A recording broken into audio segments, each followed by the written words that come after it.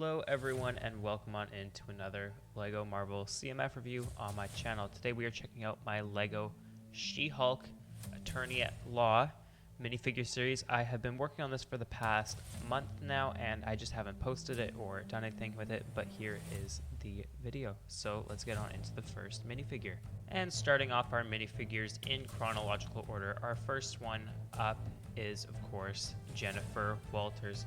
For Jennifer Walters, starting from top to bottom, I gave her the Maribel hairpiece in black, of course, as her hair is mostly black. Maybe in some light it is dark brown, but I thought black would fit her a bit better in this picture.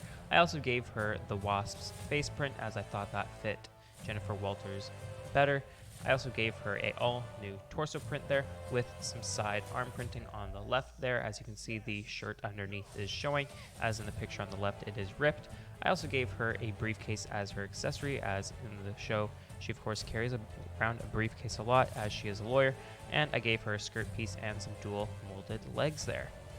Our next minifigure, appearing in both the same episode as well as a lot of the whole series here, we have Nikki Ramos. For Nikki, I gave her a very bright palette, as in the show she is very kind of perky and very energetic.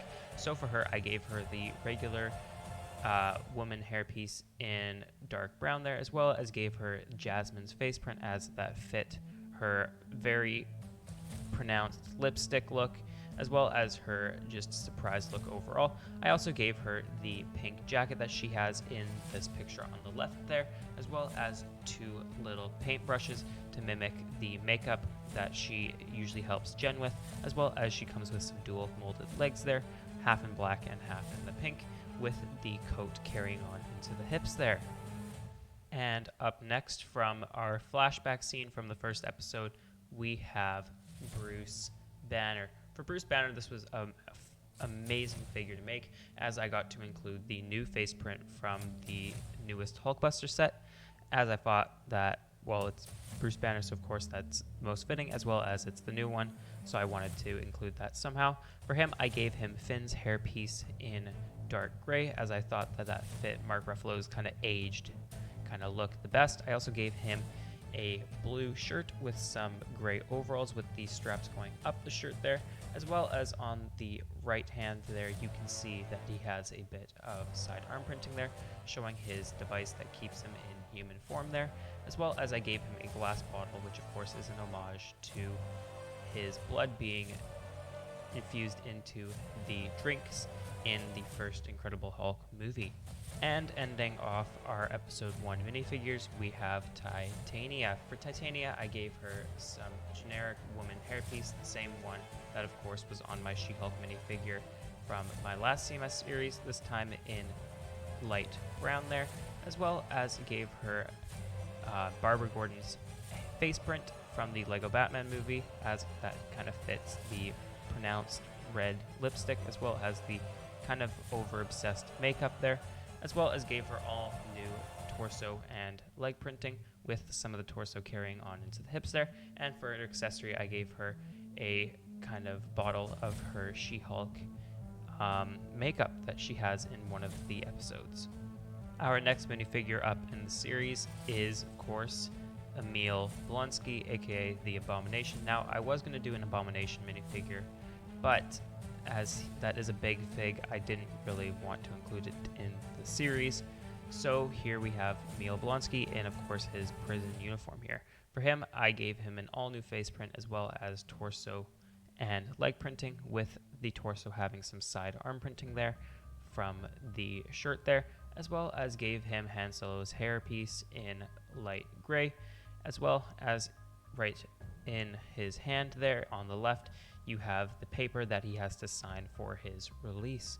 This minifigure actually came together pretty well and was actually surprisingly the last minifigure I drew for the series. Continuing the theme of the characters that need lawyers, up next we have Donny Blaze, aka who we thought to be Johnny Blaze, also known as Ghost Rider. For him, I gave him a glass of wine that he has in, of course, the show, as well as gave him a black jacket with his kind of stomach showing underneath, as well with his necklaces. There is a bit of shine on the jacket there, which I also included because in the picture on the left there, it is a bit shiny. I also gave him an all new hairpiece, which is a mixture of the old kind of hairpiece that most Wanda mocks use, as well as just a bunch of curly hair pieces mixed together, as well as an all new face expression showing a shocked kind of look there, as well as there is a bit of printing from the torso going on into the hips there with his kind of little pants buckles there. Up next we have Mr. Immortal here using, of course, kind of looks like it, and I did take reference off of it, Professor Slughorn's face, as well as I gave him Professor Slughorn's hair, as it kind of just fits him perfectly. I also gave him a all new torso print, as well as leg printing, which is some white pants with some tan shoes down there, as well as the hip printing has a bit of the jacket carrying on into there, as well as I gave him a coffee little cup, as I thought that fit him perfectly, and if I remember correctly, I think he does have coffee in the show. Up next, of course, I couldn't do the series without including him, is the person that makes She-Hulk's suit, that being Luke Jacobson. For Luke Jacobson, it was a bit of a difficult task, as it is hard to put glasses onto Lego minifigures, so for him I chose to use the new Valkyrie hairpiece or Mordo hairpiece, as I thought that fit him perfectly, as well as gave him some glasses there with some transparent orange around the eyes to show his lenses, as well as I simplified his torso design there just to show some gold kind of clouds there, as in his image on the left there. That's kind of what is mainly there, and I didn't really want to draw a bunch of people on there as I thought it would be too busy. I also gave him some scissors or shears in a sense, as he is usually using that to cut fabric, as well as just gave him some black pants.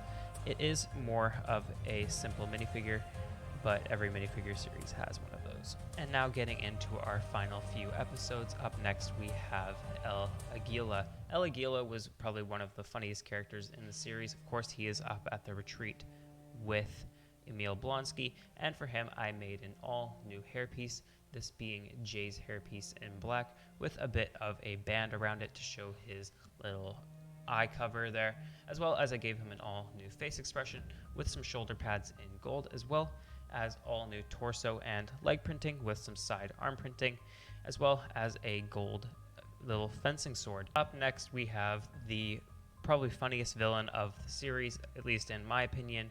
We have Leapfrog. This is the kind of frog-themed villain that shows up, I believe, in the 8th episode. And for him, I gave him the Lego Ninjago old mask. This was the first iteration of the mask, this time with a few little frog eyes sticking out of the top there, as well as I gave him some new torso printing with some sidearm printing in yellow, as well as all new leg printing there. For his accessory, I also gave him a wrench there in silver, as well as a little frog, which is of course fitting with his character.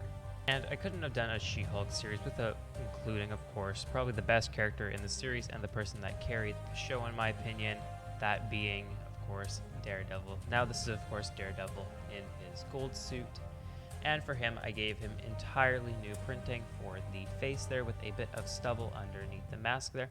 I also gave him the Black Panther ears in yellow there, as well as some dual molded arms there in gold and dark red, as well as all new torso and all new leg printing there. As well as for his accessory, I gave him his iconic batons, this time in partly gold and dark red. And finally, for our last minifigure, and taking of course the spot for the worst villain in the MCU, we have Todd Phelps. It's just Todd Phelps. For him, I gave him Jay's hairpiece in black with a new face expression there, as well as a black scarf to go around his neck there, all new torso printing and all new leg printing with some shoes on the legs there, as well as I gave him a little syringe to, of course, replicate the serum that he injects himself with to turn him into Todd Hulk or whatever. I don't know what they called it. It was something dumb like that. But anyways, that is about it for this series, and here they are, all 12, all lined up in kind of a little pamphlet order there with the She-Hulk logo on the side there. But if you guys did enjoy the video, please make sure to subscribe and like the video, as that helps me be able to put a lot more content out for you guys, as well as it shows me what you guys want to see, as well as stay tuned for August, as some of these minifigures may be showing up in my She-Hulk diorama set. But until then, thanks for watching.